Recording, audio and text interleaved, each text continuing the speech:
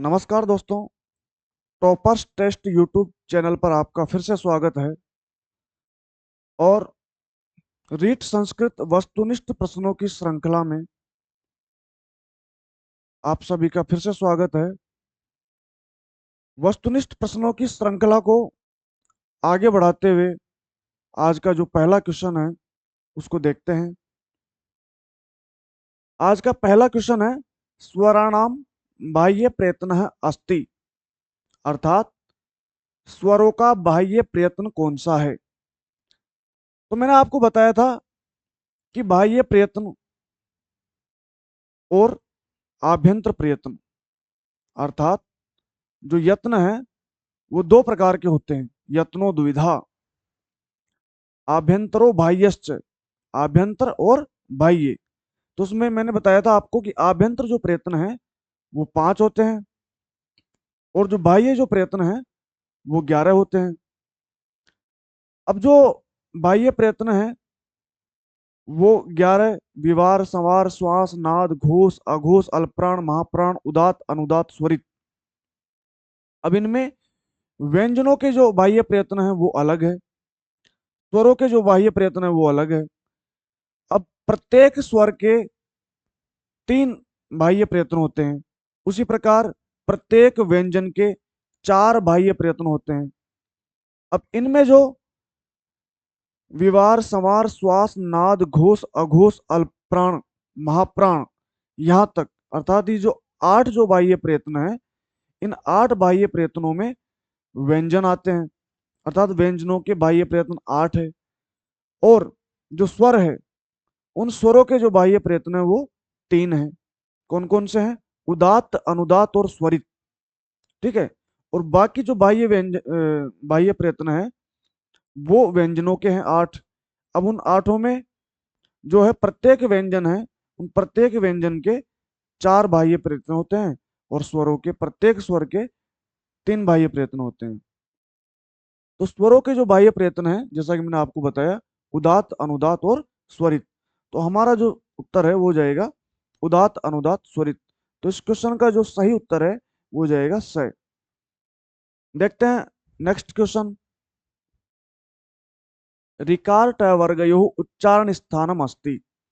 तो उच्चारण स्थान के बारे में हमने समझा है क्लासों में। रिकार और ट वर्ग का उच्चारण स्थान कौन सा है? तो इसके लिए एक सूत्र हमने जाना था, री टू रसाणाम मूर्धा। री टू रसाणाम मूर्धा, री टू रसाणाम मूर्धा। ठीक है। ये जो मूर्धा है ये किस किस का उच्चारण स्थान है? तो इसमें लिखा है रिकार का, ट वर्ग का। अब ट वर्ग में कौन कौन से वर्ण आते हैं बताइए? ट वर्ग में कौन कौन से वर्ण आते हैं? तो सब जानते हैं, ट, ठ, ड, ढ, ण, ये 5 वर्ण ट वर्ग में आते हैं। तो इन 5 वर्णों का रिकार का, और फिर उसके बाद में लिखा है र, और फिर उसके बाद में लिखा है स। तो कितने वर्ण हो गए? री, ट वर्ग में 5, तो री 5 6, और रकार और सकार। ठीक है। तो 8 वर्ण हो गए। इन 8 वर्णों का जो उच्चारण स्थान है वो है मूर्धा। तो इसका जो सही उत्तर है वो क्या हो जाएगा? मूर्धा। चलिए बढ़ते हैं नेक्स्ट क्वेश्चन की ओर। कंठोष्ठ वर्णो स्तः, अर्थात जो कंठोष्ठ जो उच्चारण स्थान है उस कंठोष्ठ उच्चारण स्थान में कौन कौन से वर्ण आते हैं? तो बताइए कौन कौन से वर्ण आते हैं। तो इस कंठोष्ठ के लिए एक सूत्र है, ओ दौतो कंठोष्टम। कौन सा सूत्र आता है? ओ दौतो कंठोष्टम। और इन सूत्रों को याद करना बहुत फायदेमंद होता है। जिसको ये सूत्र है वो तुरंत पता लग सकता है कौन से वर्ण का उच्चारण स्थान कौन सा है। और इसको पता करने के लिए इन सूत्रों का ज्ञान जरूरी है और इनको याद करना भी जरूरी है। तो ये जो है हम भली भांति क्लासों में पढ़ चुके हैं पूरी डिटेल के साथ। तो ये जो है इसका विच्छेद करते हैं, तो वो विच्छेद होता है इसका ओथ,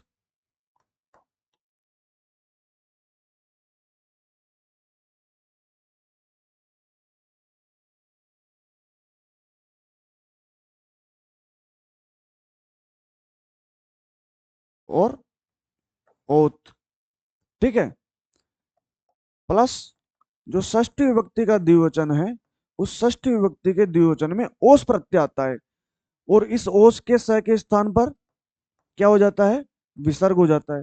हालांकि इतनी गहरी चीजें जानने की नहीं है, पर फिर भी मैं समझ के लिए बता देता हूँ कि ये जो है ओ है, इस स का रुत्व विसर्ग होकर के और विसर्ग बना है, ठीक है। तो यहाँ जो है मुख्य जो चीज जाननी है हमको कि ओत और ओत। तो इस ओत का मतलब है केवल ओ, और इस औत का मतलब है केवल औ। तो ओ और औ इन दोनों का जो उच्चारण स्थान है, वो उच्चारण स्थान क्या है, कंठोष्ठम, ठीक है। तो इसके अनुसार हम विकल्प में देखते हैं, तो कंठोष्ठम किस किस का उच्चारण स्थान है, ओ और औ। ओ और औ कौन से विकल्प में दे रखे हैं, द में। तो इसका जो सही उत्तर है वो हो जाएगा अपना ओ और औ, ठीक है।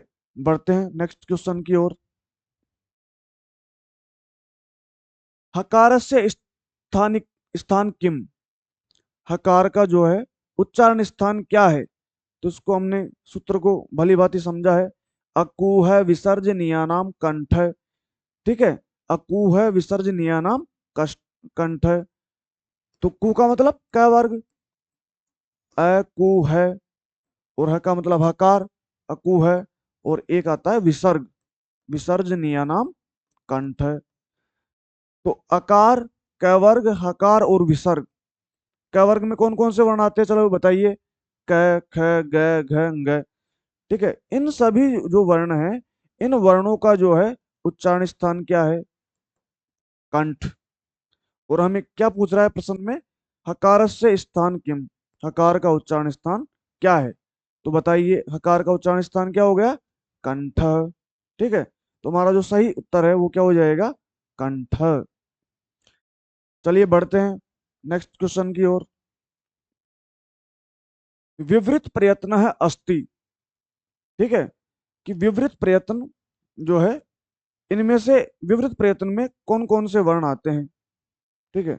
तो जो पहले तो ये हमको ध्यान होना चाहिए कि जो विवृत प्रयत्न है, ये आभ्यंतर है या बाह्य है। अर्थात जो विवृत प्रयत्न है, ये आभ्यंतर प्रयत्न में आता है या बाह्य प्रयत्न में आता है, बाह्य प्रयत्न में आता है। तो आप सबको पता है कि जो विवृत प्रयत्न है, ये आभ्यंतर प्रयत्न में आता है। और आभ्यंतर प्रयत्न आप सब जानते हैं कितने होते हैं, 5। स्पृष्ट, ईषद स्पृष्ट, विवृत, ईषद विवृत और संवृत, ठीक है।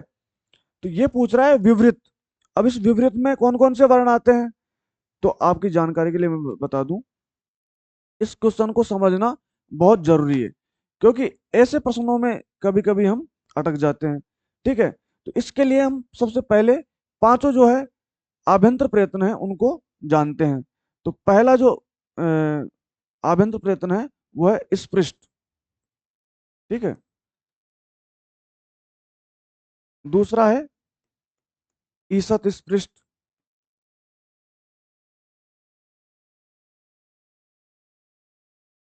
जो तीसरा है वो है विवृत,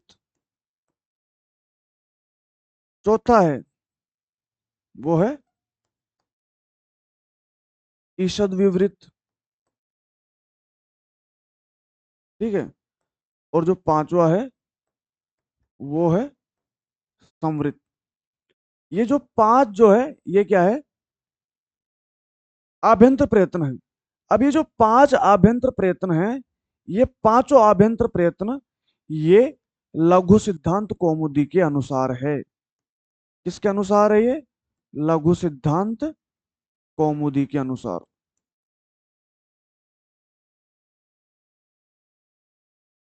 ठीक है। लघु सिद्धांत कौमुदी के अनुसार ये पांच क्या है, ये आभ्यंतर प्रयत्न है। लेकिन एक आता है पाणिनीय शिक्षा, एक शिक्षा ग्रंथ है जिसका नाम है पाणिनीय शिक्षा। इस शिक्षा ग्रंथ के जो रचयिता है वो हमारे आदि मुनि जो है पाणिनि, वो इसके रचनाकार है।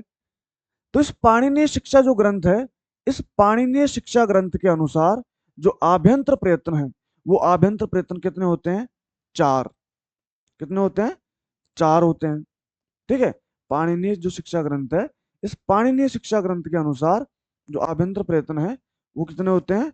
वो होते हैं 4। क्यों? क्योंकि इन्होंने ईषद जो विवरित है इसको आभ्यंतर प्रयत्न नहीं माना है। इसके अलावा एक है सिद्धांत कौमुदी।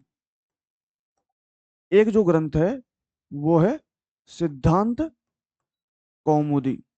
और जो सिद्धांत कौमुदी जो ग्रंथ है इसके जो रचयिता है वो है भट्टोजी दीक्षित। ठीक है, तो सिद्धांत कौमुदी का है या भट्टोजी दीक्षित का है? ठीक है, तो भट्टोजी दीक्षित या सिद्धांत कौमुदी के अनुसार जो आभ्यंतर प्रयत्न है वो कितने हैं? 4। लेकिन जो लघु सिद्धांत कौमुदी है या फिर इसके जो रचयिता है कौन है? वरदराज। तो वरदराज के अनुसार या लघु सिद्धांत कौमुदी के अनुसार जो आभ्यंतर प्रयत्न है वो कितने हैं? 5। ठीक है, जो सिद्धांत कौमुदी है इसके जो रचयिता है कौन है? वो है भट्टोजी दीक्षित। उनके अनुसार ये जो समृत है इस समृत को उन्होंने क्या नहीं माना है? आभ्यंतर प्रयत्न नहीं माना है। ठीक है, इसका ग्रहण किसमें कर लिया? विवृत में। और पाणिनीय शिक्षा में जो ईषद विवृत है इसका ग्रहण किसमें कर लिया है? विवृत में। तो ये बात समझ में आ गई। ठीक है, लेकिन जहां पे अब यहाँ जो है हमारा जो उत्तर है वो विकल्प के ऊपर डिपेंड करता है। ठीक है, क्योंकि जो लघु सिद्धांत कौमुदी है उस लघु सिद्धांत कौमुदी में जो है आभ्यंतर प्रयत्न अलग अलग दे रखे हैं 5। और इन दोनों जो ये ग्रंथ है इन दोनों में 4 आभ्यंतर प्रयत्न दे रखे हैं। ठीक है, तो इस प्रकार से जो विवृत प्रयत्न है ये विवृत प्रयत्न ये इसके अनुसार सिद्धांत कौमुदी के अनुसार इसमें उसम वर्ण भी आते हैं और स्वर भी आते हैं। ठीक है, तो इसके अनुसार तो उत्तर हमारा ये सही है। किसके अनुसार? सिद्धांत कौमुदी के अनुसार। लेकिन हमारा यदि प्रश्न आता है कि लघु सिद्धांत कौमुदी के अनुसार, लघु सिद्धांत कौमुदी के अनुसार विवृत प्रयत्न अस्ति कि जो है विवृत प्रयत्न है, तो उसका उत्तर सही क्या हो जाएगा? केवल ब। ठीक है, लेकिन इसमें ऐसा लिखा नहीं है कि लघु सिद्धांत कौमुदी के अनुसार, ऐसा तो लिखा नहीं है। ठीक है, इसने सीधा पूछ लिया कि विवृत प्रयत्न अस्ति, तो विवृत प्रयत्न सिद्धांत कौमुदी के अनुसार किसका है? उस वर्णों का भी है और स्वरों का भी है। तो उसका जो सही उत्तर है वो क्या हो जाएगा? स। लेकिन क्वेश्चन हमारा आ जाता कि लघु सिद्धांत कौमुदी के अनुसार विवृत प्रयत्न, तो वहां स्पष्ट लिखा है कि विवृतम स्वराणाम। स्पष्ट लिखा है विवृतम स्वराणाम कि जो विवृत आभ्यंतर प्रयत्न है वो केवल किसका है? स्वरों का। तो यहाँ ये ध्यान रखने की चीज है, इसलिए मैंने इसमें समय लिया है। चलिए बढ़ते हैं नेक्स्ट क्वेश्चन की ओर। अकार हकार यो उच्चारण स्थानम अस्ति। ये बार बार क्वेश्चन आ गया, आप सबको याद भी हो गया होगा। अकुह विसर्जनीय नाम कंठ। अकुह अ कु है, तो अकार और हकार इन दोनों का उच्चारण स्थान क्या है? अकुह विसर्जनीय नाम कंठ। तो इसका सही उत्तर क्या हो जाएगा? कंठ। चलिए बढ़ते हैं नेक्स्ट क्वेश्चन की ओर। जीवा मूल, जीवा मूल से स्थानम अस्ति। जो जीवा मूल है, ठीक है, उसका उच्चारण स्थान क्या है? ठीक है, तो इसके लिए सूत्र आता है जिह्वा मूल्यस्य जीवा मूलम। क्या सूत्र आता है? जिह्वा मूल्यस्य जीवा मूलम। तो इसका सही उत्तर क्या हो जाएगा? जिह्वा मूलम। चलिए बढ़ते हैं नेक्स्ट क्वेश्चन की ओर। स्पर्शानाम प्रयत्ना भवति। जो स्पर्श जो आभ्यंतर प्रयत्न है, इन स्पर्श आभ्यंतर जो प्रयत्न है, स्पर्शों का जो आभ्यंतर प्रयत्न कौन सा है? जो 5 जो आभ्यंतर प्रयत्न है उनमें से स्पर्श वर्णों का आभ्यंतर प्रयत्न कौन सा है? अब स्पर्श वर्ण में कौन कौन से वर्ण आते हैं? तो इसके लिए एक पंक्ति हमने पढ़ी है, कादयो माउसाना स्पर्शः। अर्थात कैसे लेकर के म तक के जो वर्ण है वो कहलाते हैं स्पर्श वर्ण। और स्पर्श वर्णों का जो आभ्यंतर प्रयत्न होता है वो होता है कौन सा? स्पृष्ट। कौन सा होता है? स्पृष्ट। तो कादियो मावसाना स्पर्शा और स्पर्शानाम स्पृष्टम। स्पर्शानाम स्पृष्टम, तो सही उत्तर क्या हो जाएगा इसका? स्पृष्टम। चलिए बढ़ते हैं नेक्स्ट क्वेश्चन की ओर। स्पर्श व्यंजनम अस्ति कि इनमें से स्पर्श व्यंजन कौन सा है? तो जैसा मैंने तुमने को आप सबको बताया कि कादयो मावसाना स्पर्शा, कैसे लेकर के म तक के जो 25 वर्ण है, कैसे लेकर के म तक के इन 25 वर्णों में से इनमें से कौन सा है? तो बताओ कैसे लेकर के मैं तक री आता है क्या? नहीं आता है। री तो स्वर में आता है। यहाँ बात किसकी चल रही है? व्यंजन की। ये तो स्पर्श में आ ही नहीं सकता। है, व्यंजन तो है, ये हकार व्यंजन तो है, लेकिन कैसे लेकर के मैं तक नहीं आता है, 25 वर्णों में नहीं आता है, तो ये भी इसका उत्तर नहीं हो सकता। क्यों? क्योंकि हकार क्या है? उष्म वर्ण है। हकार क्या है? उष्म वर्ण है। ठीक है। उसके बाद में र। तो ये जो र है, ये र क्या है? अंतस्थ वर्ण है। ये र लव अंतस्थ है। ठीक है। हमने पढ़ा है यणो अंतस्था। यणो अंतस्था। तो यह व र ल, ये किस में आता है? अंतस्थ। तो ये भी स्पर्श में नहीं आता, कैसे लेकर के मैं तक। तो इसका जो सही उत्तर है वो क्या हो जाएगा? क। अ- ठीक है। चलिए बढ़ते हैं नेक्स्ट क्वेश्चन की ओर। बाह्य प्रेतना भवंती, कि जो बाह्य प्रेतन मैंने आपको अभी बताया था कि बाह्य प्रेतन कितने होते हैं? एकादश या 11। ठीक है। तो सही उत्तर क्या हो जाएगा? द एकादश। चलिए बढ़ते हैं नेक्स्ट क्वेश्चन की ओर। उष्म वर्णाः सन्ति, उष्म वर्ण कौन से होते हैं? तो मैंने आपको भी बताया था कि यणो अंतस्था और सलश्च उष्माण है। जो सल प्रत्याहार है, ठीक है, सल प्रत्याहार में कौन कौन से वर्ण आते हैं? तो सल प्रत्याहार में वर्ण आते हैं स, स, स और है। ठीक है। स है। ये जो चारों जो वर्ण हैं, ये क्या कहलाते हैं? ये कहलाते हैं उष्म वर्ण। क्या कहलाते हैं?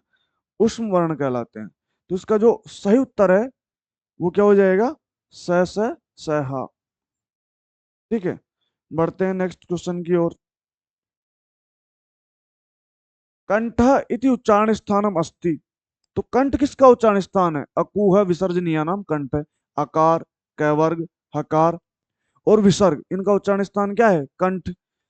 तो पवर्ग का उच्चारण स्थान है क्या? अब बताइए, पवर्ग का उच्चारण स्थान क्या है? इसलिए मैं बार बार कहता हूं कि उच्चारण स्थान सबको याद होना चाहिए। तो उपु पद्मान या नाम ओष्ठौ, तो प वर्ग में आता है पू। ठीक है। तो इसका उच्चारण स्थान क्या हो जाएगा? ओष्ठ। क वर्ग, अब क वर्ग का उच्चारण स्थान क्या है?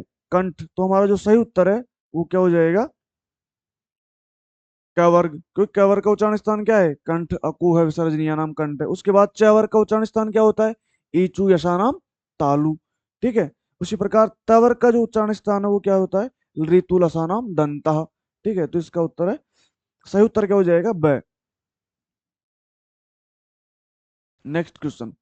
एकादशदा वर्तते, अर्थात 11 होते हैं। अब 11 क्या होते हैं? तो अभी हमने पढ़ा था किसके बारे में कि 11 क्या होते हैं? बाह्य प्रयत्न। ठीक है। तो इसका सही उत्तर क्या हो जाएगा? द। समस्त व्यंजन वर्णानाम कस्मिन प्रत्याहारे ग्रहणम भवति। अब यहाँ बात आती है प्रत्याहार की। तो प्रत्याहार के लिए हमको 14 माहेश्वर सूत्रों का ज्ञान होना जरूरी है। और 14 जो माहेश्वर सूत्र है, उन 14 माहेश्वर सूत्रों में प्रारंभिक जो जो 4 सूत्र है, वो प्रारंभिक 4 सूत्रों में अच प्रत्याहार आता है। कौन सा प्रत्याहार आता है? अच प्रत्याहार। ठीक है। अच प्रत्याहार जो प्रारंभिक 4 सूत्रों में आता है, और इन्हीं अच को बोलते हैं क्या? स्वर। क्या बोलते हैं इनको? स्वर बोलते हैं इन्हीं अच को। और बाकी जो 10 प्रत्याहार है, यानी 10 सूत्र है माहेश्वर सूत्र के, बाकी ये जो 10 सूत्र है, उन 10 सूत्रों में क्या आता है? हल प्रत्याहार आता है। कौन सा प्रत्याहार आता है? हल प्रत्याहार। और इन हल प्रत्याहार को क्या कहते हैं? व्यंजन कहते हैं। ठीक है। इन्हीं हल प्रत्याहार को क्या कहते हैं? व्यंजन। इसमें समस्त व्यंजन आ जाते हैं हल में, है वरट से लेकर के स से सर हल तक। ठीक है। और इसमें अय उण के ऐसे लेकर के एवोच के च तक। ठीक है। तो हल प्रत्याहार व्यंजन और अच प्रत्याहार स्वर। तो इसका सही उत्तर क्या हो जाएगा?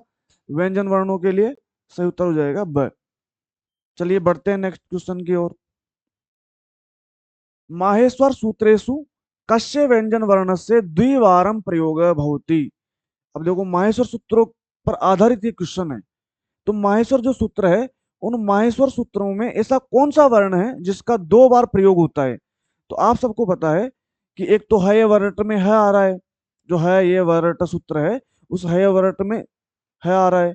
और एक जो आखिरी का जो अंतिम जो सूत्र है माहेश्वर सूत्रों का अंतिम सूत्र, वो है हल, से सर हल, तो उस हल में भी है आ रहा है। तो बताओ कौन से वर्ण का दो बार प्रयोग हो रहा है वर्ण का, कौन से वर्ण का? तो बताइए सही उत्तर क्या हो जाएगा? है। इसके लिए आपको माहेश्वर सूत्रों का ज्ञान होना बहुत जरूरी है। अगला जो क्वेश्चन है वो है वृद्धि संज्ञक वर्ण है अस्ति, अर्थात वृद्धि संज्ञक वर्ण कौन सा है? अब सबसे पहले हमको वृद्धि के बारे में जानना जरूरी है कि वृद्धि क्या है। ठीक है, वृद्धि क्या है? अब वृद्धि के लिए एक सूत्र आता है वृद्धि रादैच। कौन सा सूत्र आता है? वृद्धि रादैच। ठीक है, हालांकि गहराई की चीज है, फिर भी इसको मोटा मोटा समझ लेते हैं। इसका यदि हम पदच्छेद करते हैं तो पदच्छेद हो जाता है वृद्धि आत और ऐच। ठीक है, वृद्धि आत और ऐच। अब वृद्धि ये क्या है? ये संज्ञा है। अब वृद्धि संज्ञा होगी किस किस की? आत। आत का मतलब है केवल आ। आत का मतलब क्या है? आत का मतलब है केवल आ। इसमें अ शामिल नहीं होता। क्यों नहीं होता? क्योंकि बाद में क्या लगा हुआ है? त लगा हुआ है। और जिसके बाद में त लग जाता है उसका मतलब वो ही मुख्य जो है वर्ण उसमें सम्मिलित होता है। ठीक है, उसके बाद में लिखा है एच। अब एच क्या है? प्रत्याहार है। इस एच प्रत्याहार में कौन कौन से वर्ण आते हैं? बताइए कौन कौन से वर्ण आते हैं? ठीक है, तो इसमें आते हैं आई और औ। कौन कौन से वर्ण आते हैं? आई और औ। तो अब बताओ वृद्धि संज्ञा कौन कौन से वर्ण की हुई? आ, आई, औ। आ, आई, औ, इन तीनों वर्णों को क्या कहते हैं? वृद्धि कहते हैं। या इन तीनों वर्णों की कौन सी संज्ञा होती है? वृद्धि संज्ञा होती है। इसी प्रकार से एक सूत्र आता है अदेंग गुण है, अत एंग। अब अत का मतलब केवल अ, और एंग का मतलब ए ओ। तो अ, ए, ओ, इन तीनों वर्णों की कौन सी संज्ञा होती है? गुण संज्ञा। अ, ए, ओ को गुण कहते हैं और आ, आई, औ को वृद्धि कहते हैं। अब चलते हैं क्वेश्चन की ओर। वृद्धि संज्ञक वर्ण है अस्ति, आ, आई, औ।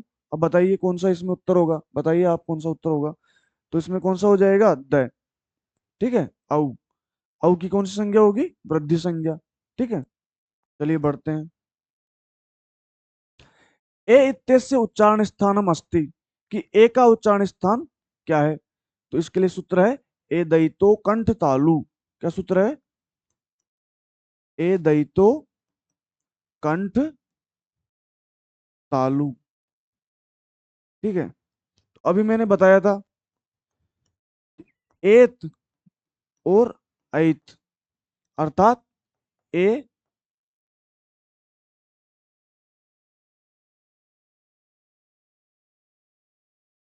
और आई, इन दोनों का जो उच्चारण स्थान है वो क्या है? कंठ तालु। ए और आई का उच्चारण स्थान क्या है? कंठ तालु। तो बताइए सही उत्तर कौन सा हो जाएगा? है। मूर्धा ध्वनि नास्ति, अर्थात मूर्धा किसका उच्चारण स्थान नहीं है? अब इसके लिए आपको यह जानकारी होना जरूरी है कि मूर्धा जो है उच्चारण स्थान किस किस का है। जब तो हम ये पता लगा सकेंगे कि किसका नहीं है। उसके लिए हमको है ये जानना जरूरी है। अब बताओ मूर्धा किस किस का उच्चारण स्थान है? ठीक है, अब किस किस का है? री टू रसाणाम मूर्धा, री टू रसाणाम मूर्धा। री आ रहा है, टवर्ग आ रहा है, र आ रहा है और स आ रहा है। ठीक है, री, टवर्ग, ठीक है, र और स, इन सभी का जो है उच्चारण स्थान क्या है? वो है मूर्धा, री टू रसाणाम मूर्धा। ठीक है, तो किसका नहीं है? अब देखो री का भी है, तय का भी है, र का भी है, किसका नहीं है? तय का। तो इसका सही उत्तर क्या हो जाएगा? द। यहाँ देखो अस्थि नास्ति का विशेष ध्यान रखना बहुत जरूरी है, क्योंकि नास्ति को अगर हम अस्थि समझ गए तो क्वेश्चन उल्टा हो जाएगा। इसलिए अस्थि नास्ति का ये हमको ध्यान रखना जरूरी है। बढ़ते हैं। साहित्य से उच्चारण स्थानम अस्ति, अभी हमने बताया ईचू यशानाम तालु, ईचू यशानाम तालु। अब इसमें कौन कौन से आ रहे हैं?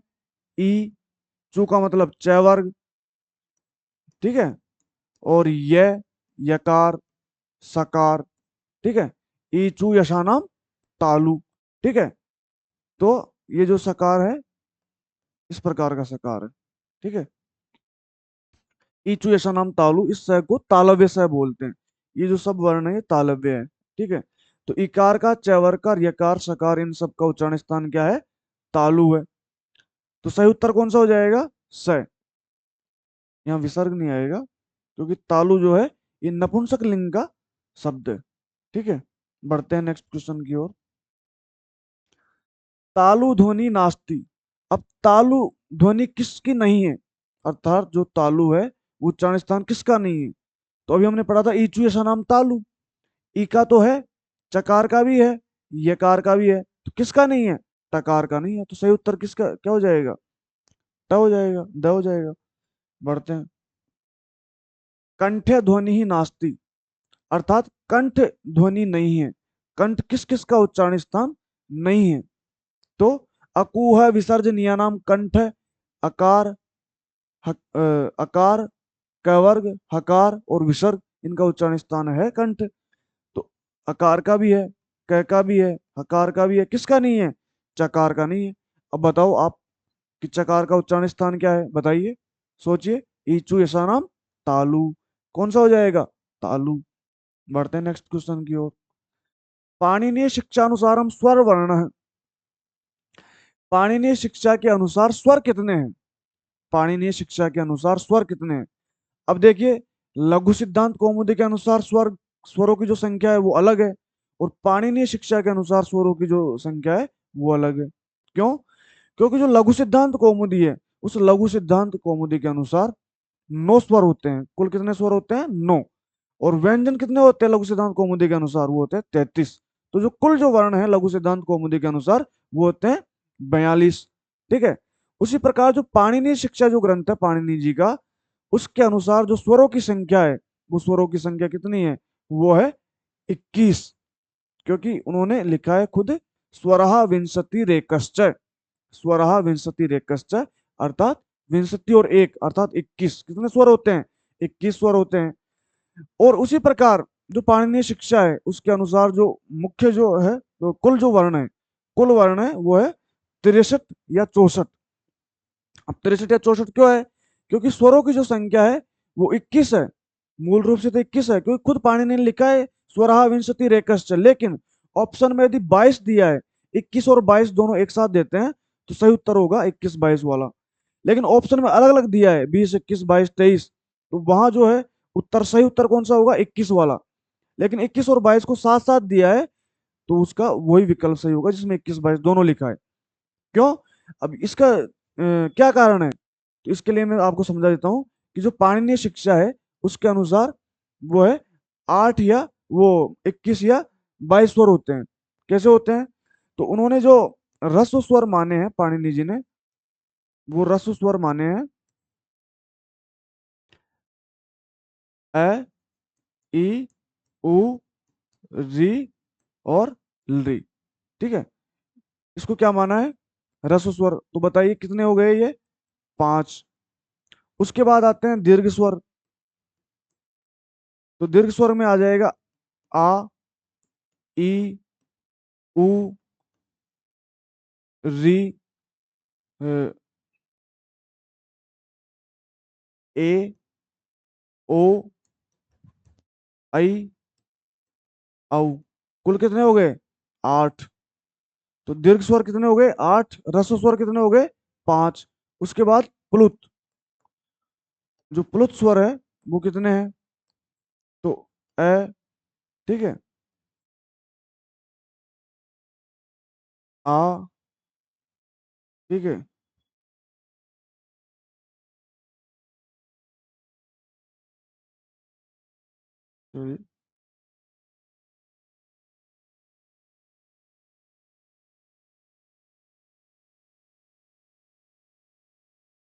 ए, ई, उ, री, री, ए, ओ, आई और औ। ये सब क्या है? ये सब क्या है? प्लुत है। ये सब वर्ण क्या है? प्लुत वर्ण है। ठीक है। तो जो प्लुत वर्णों की जो संख्या है, 1 2 3 4 5 6 7 8 9, कितनी हो गई? 9। अब यहाँ क्या है, जो पाणिनि जी है उन्होंने कहीं एक स्थान पर लरी को प्लुत नहीं माना है। अब यदि इसको प्लुत नहीं मानते हैं लरी को, तो जो प्लुत है वो कितने हो जाएंगे? 8। ठीक है। अब देखिए, रसो स्वर कितने हैं? 5। दीर्घ कितने हैं? 8। 5 और 8 13। और जो प्लुत है वो या तो 8 है या 9 है। ठीक है। ऑप्शन में एक ही आएगा, दोनों नहीं आएंगे, या फिर दोनों एक साथ आएंगे। तो जो प्लुत स्वर है वो कितने हैं? यदि इसको हम 9 गिनते हैं तो 5 8 13 और 9 22। और यदि इसको 8 मानते हैं प्लुत स्वर को, तो 5 8 13 और 8 21। ठीक है। तो जो स्वर है वो कितने हैं? 21 या 22। किसके अनुसार? पाणिनीय शिक्षा के अनुसार। लेकिन लघु सिद्धांत कौमुदी के अनुसार स्वर केवल कितने हैं? 8। ये ध्यान रखना है। तो इसका सही उत्तर क्या हो जाएगा? 21 या 22। चलिए बढ़ते हैं नेक्स्ट क्वेश्चन की ओर। कंठोष्ठ वर्ण अर्थात कंठोष्ठ किसका उच्चारण स्थान है? कंठोष्ठ किसका उच्चारण स्थान है? ठीक है। तो अकुह विसर्जनीयानाम कंठ, ईचु नाम तालु, ऋतु रसनाम मूर्धाल, ऋतु लसनाम दंता, उपु पद्मान्यानाम ओष्ठो, यम गणनानाम नासिका च, एदे तो कंठ तालु, ओ दो तो कंठोष्टम, ओ दो तो कंठोष्टम। ठीक है, इस सूत्र को याद रखना है। ओ दो तो कंठोष्टम। जो कंठोष्ट है किस किस का है? ओ और औ, इन दोनों का जो है उच्चारण स्थान क्या है? कंठोष्ट। क्या है? कंठोष्टम। ठीक है। ओ दौ तो कंठोष्टम। ओ और औ। तो बताइए किसका उच्चारण स्थान है कंठोष्ट? ओ का। सही उत्तर हो जाएगा ओ। बढ़ते हैं। अयोगवाह वर्ण, अयोगवाह वर्ण कौन सा है? तो इसको देखो, जो अयोगवाह वर्ण है वो है हमारे स्वर और व्यंजनों में ये सम्मिलित नहीं है। अर्थात स्वर और व्यंजन से जो परे हैं, इनसे जो अलावा है, वो वर्ण कहलाते हैं अयोगवाह वर्ण। ठीक है। और जो अयोगवाह जो वर्ण है वो कुल कितने हैं? वो है 4। कौन कौन से हैं? एक तो अनुस्वार है। ठीक है। एक विसर्ग है, एक जीवामूल्य है, एक उपदमानी है। इन चारों को क्या कहते हैं? अयोगवाह वर्ण कहते हैं। क्या कहते हैं?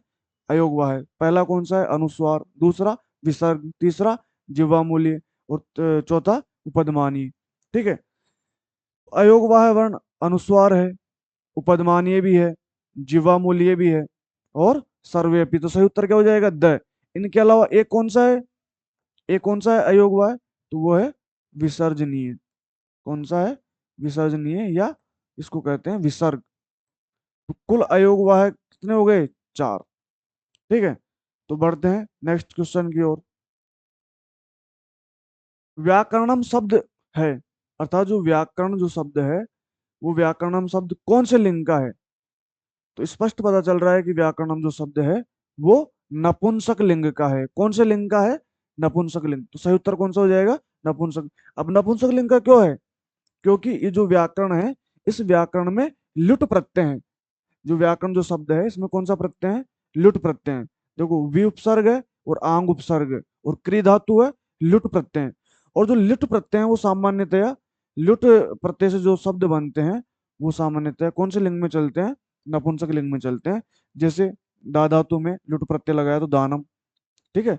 इस प्रकार से जो है लुट प्रत्यय से बनने वाले शब्द सभी नपुंसक लिंग में होते हैं।